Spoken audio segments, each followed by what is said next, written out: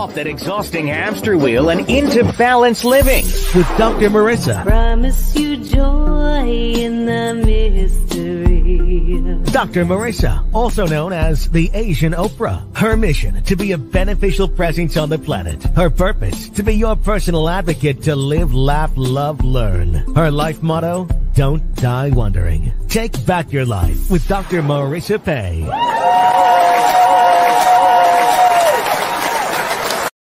And welcome. You are tuned into Take My Advice. I'm not using it. Get Balanced with Dr. Marissa and Cynthia Kahi. And that was Pablo in the background.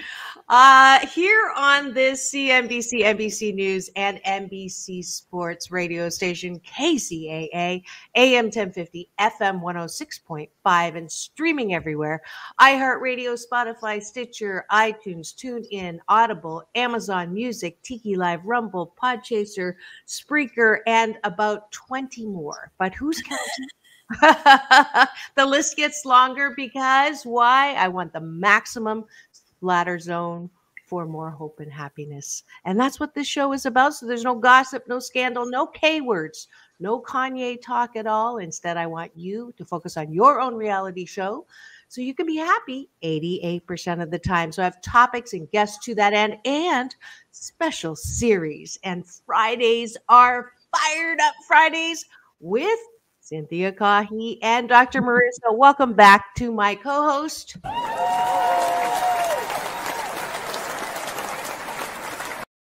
Every time I see your mug on my virtual studio screen, I go, man, that was a fast week. True, right? Totally flies like amazing. So I am so glad to have you here, and we are going to have a great show about something that Cynthia wanted to talk about, and I'll let you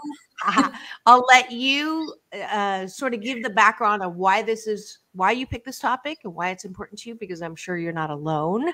And then we'll do our morning breakfast, and then we'll get into the topic. So she wants to say. Good I know morning. you're multitasking. I know. I just gave her I just promoted, go promote, and now I'm making her start. Because, well, communication is huge. Communication is huge. Like in the last 2 years, I cannot tell you the difference in my speak, how I talk, the words I choose, the tone I use. Everything is so important.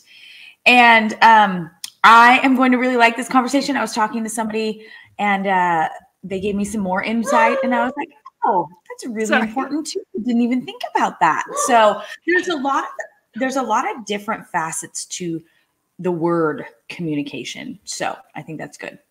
Absolutely. I'm excited about today's topic. Pardon? I'm excited about today's topic. I am too. I actually got to teach this course at UCLA in the Anderson School. It was called Managerial Interpersonal Communication. And so when Cynthia picked the topic, I'm like, wow, yeah, there's quite a bit up in this noggin about that. And we'll see if it still plays out. I taught a while back, another lifetime, but excited about getting into the topic because communication absolutely can make and break relationships, and it can make and break how happy you are, because as Dr. Phil says, you cannot unring a bell. So if you say something, you can say sorry, but it's already too late because it just keeps coming up. So before we get into the topic, let's go and have breakfast together, which is our tradition to start the morning with 8 specific gratitudes. That way you're sort of sealing the start of your morning and taking a bite of my gratitude sandwich. So Cynthia, you want to start? What are you grateful for? I am grateful for communication. The skill in communicating. I am grateful that we have the opportunity to talk about anything we want, because we live in America and we're on a a broadcast that, well, I mean, we can't say dirty words because we're part of FCC regulations as an NBC station, but pretty much I love the freedom that we have to say, what do we want to talk about this week? So I'm grateful for that.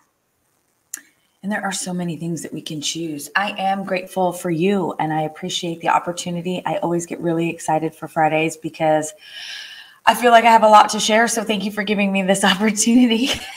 Absolutely. It's my pleasure and blessing, Cynthia. I'm grateful for Cynthia, who stepped up and said, yeah, I want to do this, because it's easy to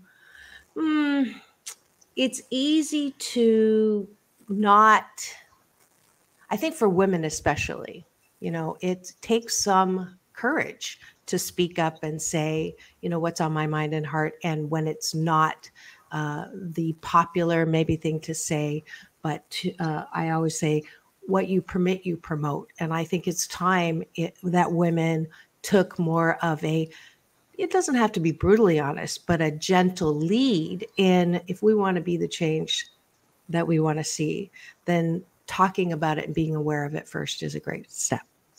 Last gratitude. So many good things in that sentence. So many good things in that sentence. I am grateful for my courage. I'm very grateful for my courage, because without it, the hard things would be even harder. Mm-hmm. Mm-hmm. I am grateful for being able to babysit my grand dog son. I got an overnight with him. So if you hear a little bit of howling in the background, he may climb on my lap as he did yesterday, but it's just been such a blessing to have unconditional dog. That's what I call them. Because we try to be unconditionally loving, but really dogs are I think the only sentient being that actually accomplishes it. And he's just such a love bug. And I know that if I ever got a dog, I'd never date again, because the need for unconditional love goes away. That's why I don't have one. And that's our last gratitude. Now we're going to go to the bottom of the bun, which is appreciation. What do you appreciate about yourself? And if you're listening to this later, it's never too late to appreciate. It is a muscle that we don't exercise a lot, especially if you grew up being told, don't be seen, don't speak, go away, speak when you're spoken to. And again, especially women, especially Asian women, are subject to this gag order in life. And so also not to put yourself out there or toot your own horn, but that's bullshitaki, that it is so important to get a sense of who you are in the amazingness that you are 88% of the time. Not perfect, but there's so much good about you. So, Cynthia, what's one thing you appreciate about yourself? I appreciate my ability to be honest with myself. I appreciate the ability to cut myself slack when I step in it. Grace is a good one. I appreciate my energy. I love my energy. Sorry. That's okay. I appreciate my enthusiasm for life and for pretty much everything. I forgot what I said for the first one. Oh, I think I said growth. Did I say growth? No, you said fear or courage. Oh, courage. Yes. Courage. So I appreciate my ability to grow. A lot of people, I feel like they're like, I'm good with where I'm at. So I appreciate the fact that I want to grow. I appreciate that I will try anything once. That level of exploration and adventure that I love about myself. Last one. I appreciate, these ones are always hard for me. I appreciate my smile. I use it often. I use it a lot. So on cue, I brought you front and center with your smile. I kind of like this. Let's do this for a little while. I think the close-up's great. All right. I want to give us an applause for having breakfast together.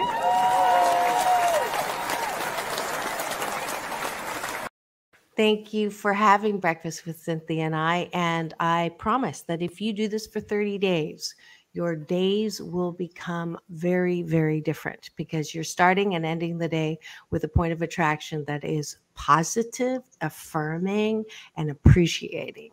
And that's a high vibration that will attract good things to you. It's a money back guarantee, even though you're not paying me anything. Free tip.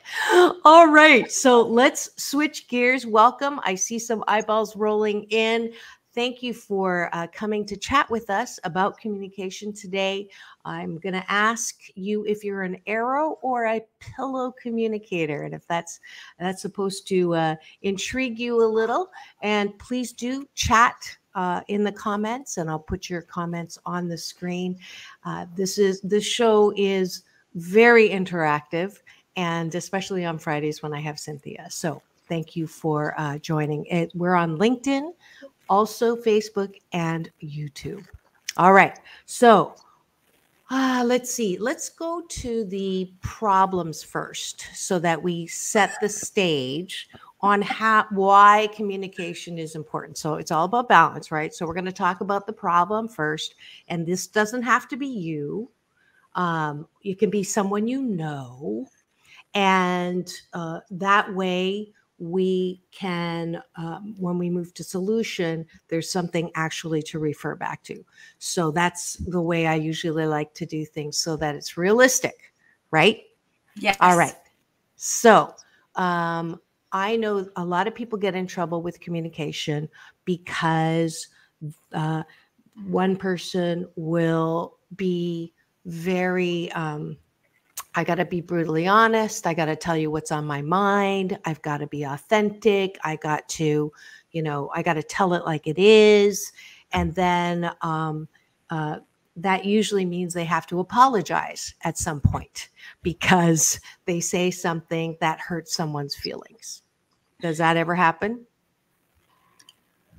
Well, I mean, here's what I've learned. Here's what I've learned. So, I have 3 children, all girls. I have 3 lovely ladies. I have 15 employees at the restaurant, and I am currently seeing somebody. So all of those, plus you have your best friends, right? You have your girlfriends, you have your best friends. Each one of those situations is all different kinds of communication, right?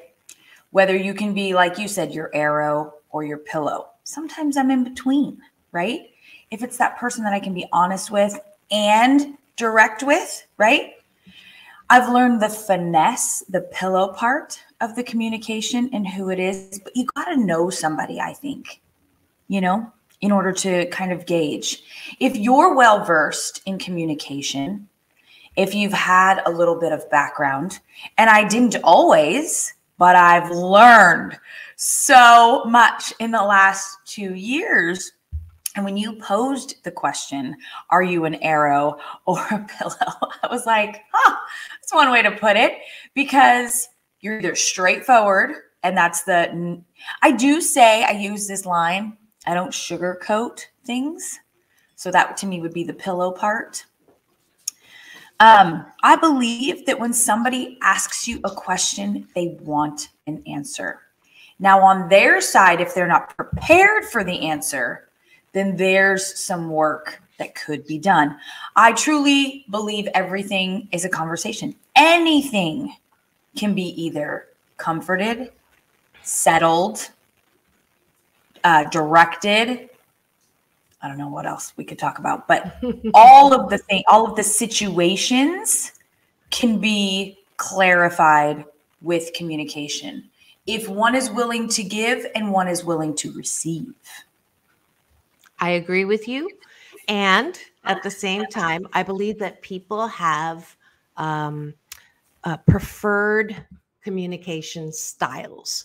I believe that people are more they have natural preferences. And as you said, I think it's important that they understand and are aware of what those are. And the model that I do use is the arrow and the pillow, because it is one of those natural indices upon which we differ in communication. And so let me just describe what an arrow is. In my model, an arrow is a person who gets straight to the point, ergo arrow. And they tell it like it is. They do the headlines of the news. It's very, the benefit is it's quick, it is straight, it's direct, it's to the point, and saves time. So that's the benefit of arrows. The consequence of arrows, if you're a true arrow, extreme arrow, is that, and the most important thing is in the delivery, right? Arrow, that's the most important thing. How you say it, when you say it, that you deliver it the most clearly, because the belief system, the BS is, if I deliver it, you should be able to understand me. That's the most important thing. Intent is the most important thing. Impact, not my problem. Okay. So that's a pillow. That's an arrow. So so the consequences of the arrow is sometimes there's blood all over the place because you're not looking at your impact. You zing it in and you don't care how it's hitting. And people are sensitive, and we're human beings, we're sensitive. And if it hits the wrong way and there's blood, you don't even notice the blood because you're only focused on the delivery. So that's the arrows, extreme arrow. Not a lot of people are extreme arrows, right? Most people are like more towards the arrow side. But they're the other side, extreme pillow, is those who really, really, really, really, really want to be understood. So the impact of their message is the most important thing. And if you are saying something, if they don't understand, you have failed. Okay? Because it's so important that the impact is there. So pillows, the best thing is there's no blood on the ground because they're so careful in their delivery and how they're saying it and want to make sure you understand. So they'll give you all the detail. The consequence is they'll say things like, I think, but I'm not always right, that it's so important. Well, not everybody thinks it's important, but I do. And many people, well, actually not all people. And so by the time they get to the actual point, especially when they're talking to the arrow's like,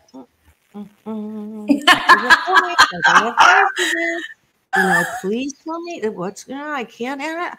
And it's such a natural communication conflict that people, they don't see it as a communication difference. They see it as that person's an idiot, that person's cruel, that person's mean for the arrow, that person's, way slow. And to add to that, the cultural biases or the cultural preferences.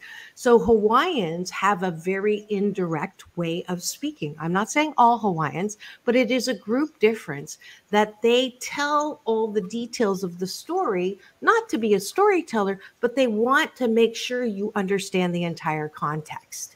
The consequence of that, again, is it takes a whole lot of time to get to the actual nugget, which arrows are trying to look for. So does that make sense?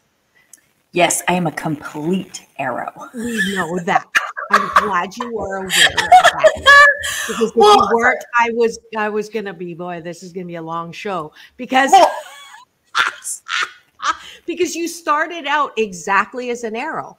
This is the way it is, and this is what and people should, take responsibility for which is nothing wrong with that. That's the arrow. I'm also a natural arrow, right? Yes, you are. I am. So you've got two arrows on here, and again, which one is better? See, I don't. So this is one is better. Yeah. So, but this is my thing. So are we saying that arrows and pillows can't communicate? No, not at all. Okay. I'm saying that arrows and pillows will get into a natural, as soon as a pillow starts talking in a meeting, Arrows will roll their eyeballs and grab their phone and start multitasking because It's they true. have got time for all the details. It's right? true. I got a lot to Exactly. do. Exactly. And pillows are constantly hyper vigilant about what comes out of the mouth of an arrow that is going to zing somebody or zing themselves. And the issue, the opportunity for improvement here is it's not about whether you're an arrow pillow. It's about whether you care enough, you respect the other kind of communication to have a conversation and say, I love you, and I know you want to tell me the whole story, but we actually have to make a decision in 1 minute. Can you give me the headline? And when I have time, I'll ask you for the detail. And actually follow that up, because arrows can go and zing, zing, zing and promise that they'll follow up, but they never do. So I think arrows are behooven to modify their way of communicating, not because pillows are right or pillows are better, but it's this thing, if it's here, you got to do this to get this. But most arrows say, come over here. I don't have time. I don't have time. I don't have time. I don't have time. And so that is, yeah. So here's the thing, and I'm sorry. You said something. If you care about the person enough, right, to understand how they communicate and meet them in the middle, yes. Huge. Yes. If the arrow, not saying I've had this experience, but maybe I have. If the arrow, straight and narrow, says, hey, I care enough to say, let's explore this a little more. Let's communicate about it in a way that we can both see the other side and or meet in the middle so that we are both having, right, receptive conversation. Because sometimes in my experience, if the other person isn't, and if it's the pillow or whatever, maybe it's another arrow, doesn't really matter. It just matters that you care enough to kind of come together and say, listen, okay, I'm going to communicate and I'm going to share it with you like this, right? So that we can get to the other side, or we can see the other side of the person's, right, communication, whether it's, I don't know, whether it's just communicating, just to have a conversation, or if it's to get the point across to the other side, right? Because I believe that the two have very different views. You've come from different backgrounds. You have different conditioning. You have different lives. But when two people come together, whether they're the same communicators, arrows, or maybe they're the same, they're pillows, then what? They're there for hours. But even still, it's the effort in which we give the situation to let the other person know that we care enough to learn. That's the key for me. That's the key for me. I think that's very important. But again, you're a typical arrow that says what's going to happen. It's going to go on for hours. What's wrong with having two pillows comfortable with hours? See, it's the projection of, I don't have time, therefore you need to come to me. And that's the part where I believe we have some opportunities to value the pillow talk, so to speak, and actually allow pillows a little more time than always expecting them to come to us. Right.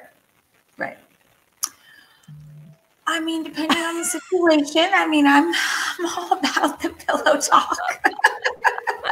Just depending on the situation. I get it. And that's sometimes the opportunity and a challenge. Right. It's a challenge. Right. Yes, it is. It's an opportunity for improvement, and this is a good time to go to break. We have a couple commercials today of wonderful sponsors for this show. You're tuned in to Take My Advice, I'm Not Using It, Get Balanced with Dr. Marissa and Cynthia Kahi. Here on our weekly Friday, Fired Up Friday series on KZAA, the station that leaves no listener behind. We'll be right back.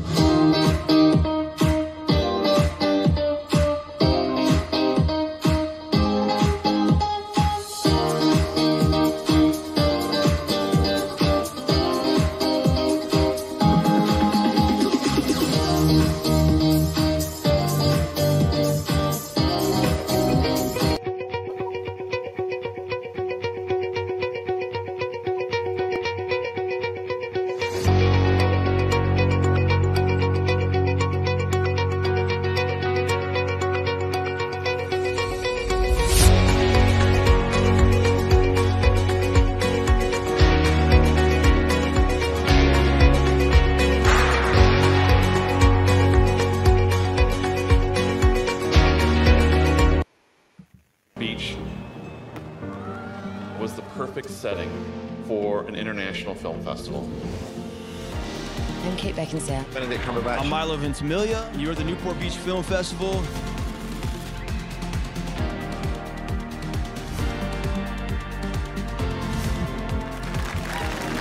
Newport Beach, stepping it up.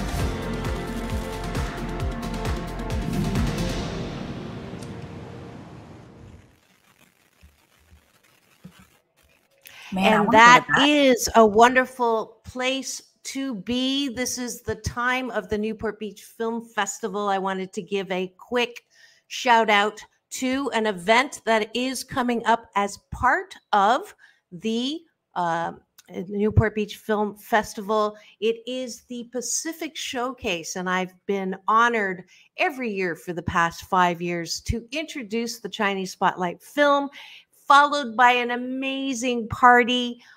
There's lion dancers, there's really yummy food, there's all kinds of good stuff. So go to newportbeachfilmfest.com and buy some tickets. You use the code Chinese 2022 for a discount. And if you want to win a pair of tickets, Asian Oprah giveaway on Monday is for this particular wonderful event, valued at over $200. So tune in on Monday for that.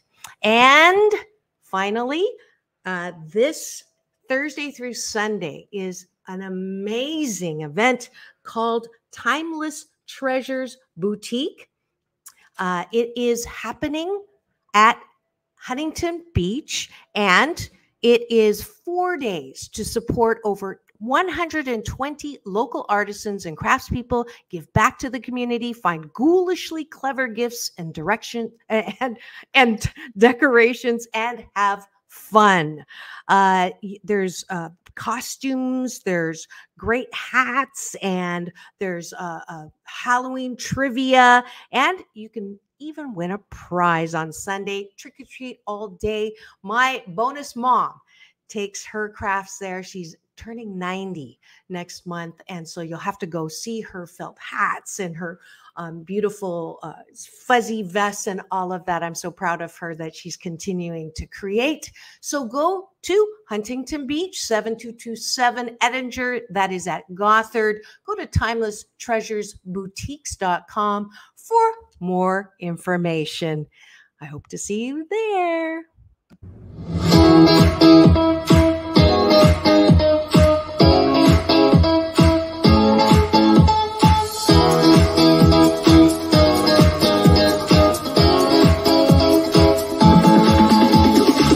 Take back your life with Dr. Marissa Pay. And welcome back. You're tuned in to Take My Advice, I'm Not Using It, Get Balanced with Dr. Marissa, the morning show here on KCAA, NBC News Radio Channel AM 1050, FM 106.5, and streaming everywhere. iHeartRadio, Spotify, Stitcher, and my fabulous YouTube channel that houses not only 700 and I think we're on, I don't know, it's like close to 800 shows after 9.5 years. And I'm so grateful to everyone who has been supportive for that, especially my guys at KCAA. Thank you, Polly, today for being my sound engineer. And of course, Sam works the days that Polly's not there. My station manager, Mark Westwood, my station owner, Fred Lundgren, and all the guys in the back, Rick, Mike, Carlos, Joe, and if I forgot anybody, I apologize, but I don't thank you guys enough, and I wanted to take a quick second to do that. And today is a very special day. You'll see the beautiful woman that is next to me on the screen if you are not listening while you're driving and you're streaming with us, and I see some eyeballs. So please do say hello to my Fired Up Friday co-host, Cynthia Cahy.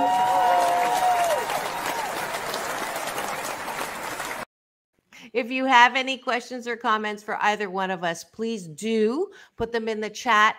You saw the commercial for that yummy, gooey knuckleball. My goodness, that one part where you pull the cheese. I'm like, oh my gosh, I want one right now, but not good for my Love Me 2.0 weight loss thing. It looks so good. And it is in the works, right? This is your entrepreneurial endeavor. Yes. I'm really excited. I had a wonderful conversation with a woman the other day, and she goes, well, what's like your tagline? And I was like, I don't know. So tell me your thoughts on this. This is fun. So it says ooey gooey goodness, right? That's the description, which it definitely is ooey gooey goodness. But I thought of this: life's short. Have a ball, a knuckleball. So see, when you even talk about your 2.0 and, just have one. You don't have to have all 9. That's great. Life's right? short. Life's short. Have a ball. My mind went to a bad place, but we're not going there. Back to the topic at hand. We're talking about communication. Are you an arrow communicator or a pillow communicator, or are you a balanced communicator? And a balanced communicator is the one that can modify their preferred style to embrace the diversity in styles of communication. So that is, that's the one you're talking about, is why can't we be both? And you can be both.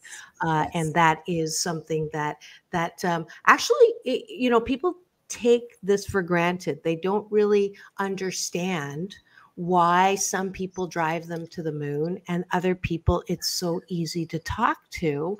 And that's why we're raising this, is because the tendency is to dismiss people who are not easy to talk to. Does that make sense? Yes. Like, it's like perfectly. Yeah. And so if you're learning to communicate, right? I know that you have done this for years and years and years. So let's give a little tidbit. So if you're just one way, right? If you're the arrow or the pillow, right? How do you become balanced, right? How do you become that one?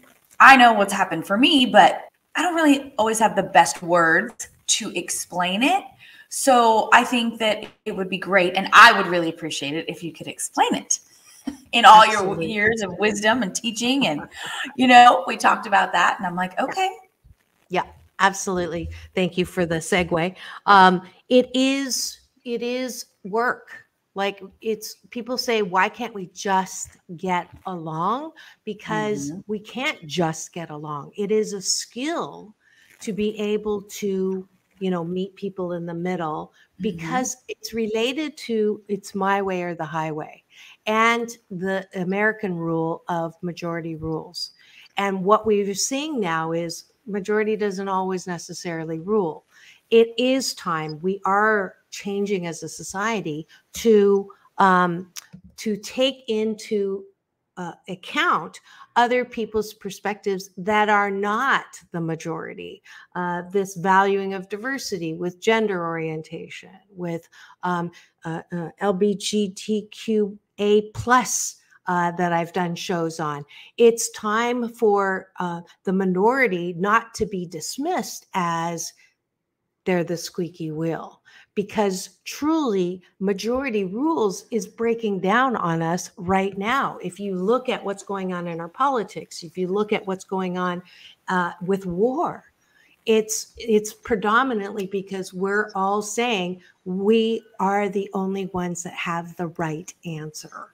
And so when it comes to communication, when it comes to problem solving styles, you're in a meeting and somebody says, if they're the leader, I have a great idea, right? Because they're a high N on the Myers-Briggs, which means they love opening things up. They love, I got a great idea for this. I got a great idea for that. And then the high S's, who are people who are data-driven, operationalize, they're like, oh my God, we haven't finished the last good idea you've had. We don't have time. We haven't completed the last goal. And so what happens is the natural conflict that happens there, you dismiss that person as an idiot. And if you have that BS belief system that a person is an idiot for being an arrow or a pillow, or for being a high intuitive or a high sensing data-driven person, then that breaks down all communication. And it's called Pygmalion effect. So Pygmalion effect is that expression, I'll believe it when I see it, right? That one. This is, I'll see it when I believe it. Because I see you as an idiot, then everything that comes out of your mouth will confirm my belief system, my BS about you being an idiot. And this dynamic, this psychological dynamic, is so at work and at home and in relationships that it makes things so much more difficult to get things done, to get along, and all of that, which is why communication is all about the importance of having a relationship at work. Now, a lot of business owners say to me, no, personal life here, professional life here, don't want to mix the two. You can, talk about what you did on the weekend, not on my time at work. We have work to get done. We got to get things done. This isn't rocket science. Why are you taking so long? Why is this so difficult for you? I just asked you to put this right there. And the reason why it's so difficult, and when I executive coach, I get exactly what I just described behind closed doors all the time. And my response is, you idiot. No, I'm kidding. My response is, in order to get things done, if you can picture the circle, getting things done, the task is on the top half of the circle. What supports getting things done is relationships. I'm not talking about love relationships, although office romance is another story, another show, but I'm talking about enough relationship glue to get the task done. You have to have some semblance of relationships to get the job done. And if people aren't like you half the time, how are you going to get things done? So this is where, when I talk and coach with people, I'm not telling you to become a pillow, Cynthia. I'm not telling you to become, I don't know if you're high N or a high S. My guess is you're maybe in the middle, but sometimes you like to have the great ideas. So you're probably a little higher in the N than the S. Is that about accurate? Well, I did the DISC, so it's a little different. I can't remember what the quadrants were, but I'm pretty balanced. There's 3. Anyway, I'm pretty balanced, but I am a driver. I'm a driver. So maybe you're at work, maybe you're an operational, that's the highest data-driven, So what happens is if we cannot be threatened by people who speak differently, think differently, problem solve differently, that's the ticket. That's the balance. That's the best case scenario for working together and having that relationship glue to get the task done. Does that make sense? Yes, but my question is, how does the other person see, right, the balance or the benefit of the balance because they've been one way for so long, or they just don't see it differently, right? The perspective, how does the perspective change if they haven't had the experience? I'll ask the question. Cynthia, you Yes. are effective right now with 50% of the people around you who think like you do and speak like you do and want the same things. Would you like to be effective with the other 50% of the people who do not think or speak or communicate like you? Of course, yes. There's the motivation. So they have to want to. It's the same. But yes, they have to want to, but who would say no? Well, you're right. I want what I want. Absolutely I want it right. because I want it, or you're absolutely right. They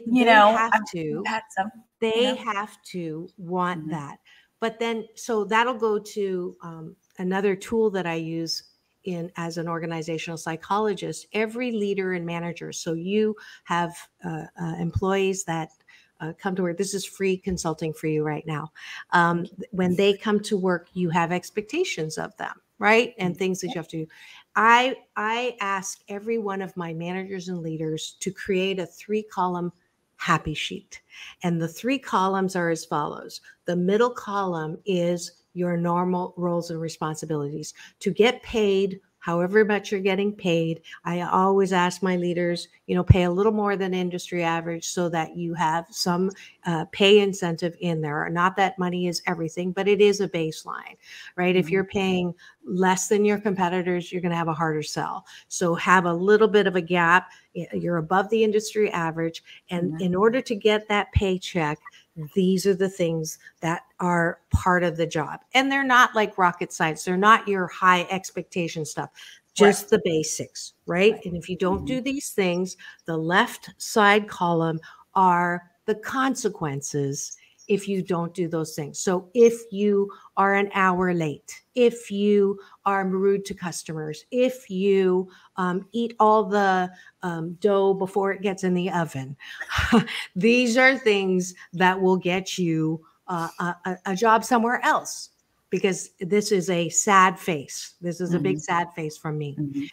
The most important column is the far right column. The far right column is the happy face. Now, the happy face are things that are above and beyond. Now, if you have this discussion with all of your employees before they begin work and say, you don't have to do this, but if your goals are to move up the track here, if your goals are to be a manager, if your goals are to have profit share, if your goals are beyond your regular, what you're getting paid for, these are things that make me happy. When I walk through the door and you greet me with a big smile, you don't have to do that, right? Another boss wouldn't care about that. In your workspace, if you have positive motivation stickers, that makes me smile. You don't have to do that. And other bosses may be pissed off at that, but I'm the one that is filling out your performance appraisal. And if it is something that you want me to be your support and mentor in moving you to a place that you want to go, then these are the things that make me happy. But most of the time, what happens is nobody knows any column. If they're lucky, they don't even, some companies don't even have roles and responsibilities in the middle column.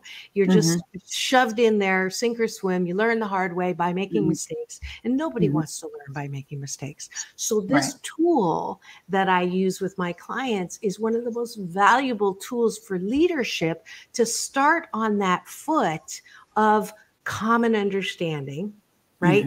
And part of that too is being forthright. I'm an arrow communicator. What that means is I like things, short. Give me the headlines first. I'll ask for the details later. And if I stop you, don't take it personally, because I am just This is my preferred style. I don't mean to, stab you. But if it feels like I'm stabbing you, please let me know and I'll backtrack and we can start over. So that's the kind of conversation you want to talk about communication that is so important, that will or not convince that person to come to the middle. If it doesn't, then you have to ask yourself, what is more important? I don't have the luxury of having everybody like me in the workplace. And this is such an important point that I'm sorry, I'm going to dominate one more section here before I shut up, because I'm on a roll. It's good info. Good info. Thank you. There's 100% people in organizations. Let's see, here we go. The expectation that most leaders have, and they say to me, if I could just hire my own team, I would be great, because I inherited a bunch of numbnuts. Sorry. I have some really great, strong performers, and I count on them and I can do whatever. And they make up 20% of my organization. And then I have my bottom 20. And it is so difficult to motivate them. It's so difficult to get them to do anything I want to. I can't stand yes, but. Every time I give them something to do, it's yes, but. And I'm so tired of dealing with this every day. I have to deal with this particular group, and they make 20% of my population. And then I have my 2%er, and my bottom 2%, that person, even if I gave them double the salary, they would still hate their job. They still hate me. They still hate what they have to do. They just don't do anything. Now, in the mafia, that 2%er would be dead, right? There's just no, and if you fire that 2%er, I hate to tell you this, but someone else from the 20% fills that position. For some reason, in organizations, there's always a 2%er. It just happens. Your work is not to fix the 20%. Your work is the 60% on the fence. They're watching where you take your information, where you do your attention. If you focus on the bottom 20, guess what? The 60% towards the bottom 20. If you focus on the top 20, they know how to rise up. If you give them that 3 column, they know how to. I'm done. That's really good information. You're absolutely right. A lot of times I find myself in the weeds instead of focusing on what I can do with the people who are willing to do it. Right? Yes. There's a difference how you spend your time, where you put your energy, and which going to give you the best outcome.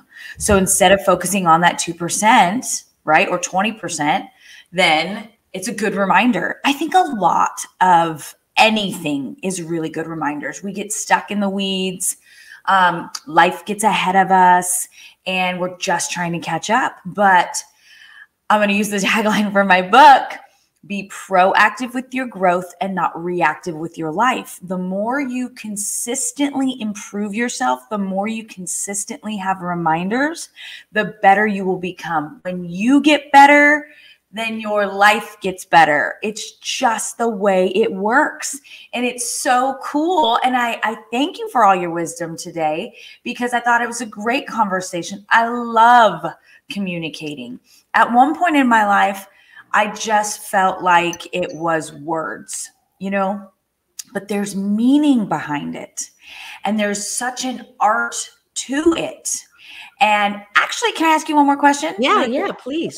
We're gonna end soon. I would love a good book on communication. Can you recommend a good book? Yes, I can. Mine. No, I'm kidding. No, seriously. The textbooks that I used at UCLA in the Anderson School for Managerial Interpersonal Communication, one was Getting to Yes. Getting to Yes is a great negotiation that everybody should have that book. It's about communicating and understanding how to best motivate, inspire people to come to the middle for a win-win. So it's a classic book on communication. I love that book. Great. Okay. And it brings to mind a model of communication, another model of communication. I didn't make this one up, but people constantly think that the words they choose are the most important part of communication. And you've already probably heard the statistic that the content of your message is actually only 7% of communication received. 7%. Wow. 40% is in the tone, pitch, and volume of your communication. 53% is in the facial expression, body language. 53% forking. That's more than half of your communication is in this, right? Or in this. And so it just kills me when my managers walk around and say, I'm not angry. I am not angry. Or, you can, right? I'm so excited about life. I'm so happy here. It is just ridiculous how we don't look at the real parts of communication. You don't look people in the eye. You're not sensitive. Arrows could use a lot more practice in being aware of how they impact. When you're talking to someone, most arrows are like talking and looking, talking and looking, and they're not really there to look at the impact of their communication, right? So for arrows to be sensitive to body language, when you've said something that someone doesn't like, you'll see it. It'll be like this. I feel like I'm a really good balance. I have a squishy face. That's what I say. So I feel like I give a lot in my delivery. And yes. So the other thing is, one thing I do tell people, I'll say, hey, how's it going? I walk in, I've always got a smile on my face. I mean, 95% of the time I've got a smile on my face. And if somebody doesn't, and I'm like, how are you doing? And they're like, oh, I'm good. I'm like, really? They're like, yeah, I'm good. I'm like, great. Tell your face. Yes, I have a similar Let's thing. See a smile. Mine is, if you're happy, let your face know. Yeah. Final word. We're running to the last 2 minutes. Cynthia, on communication. What's your keeper? Every day I learn and every day I get better. Don't ever stop trying. Don't ever stop learning. You're never done. Just because today you do it one way doesn't mean you cannot improve. Beautiful. My final word is, do you know if you are an arrow or pillow? And is it important for you to reach more than what is easy?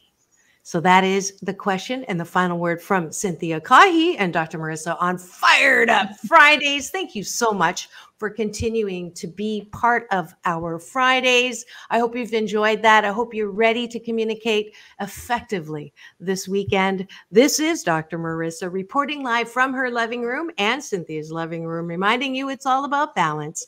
Peace in, peace out.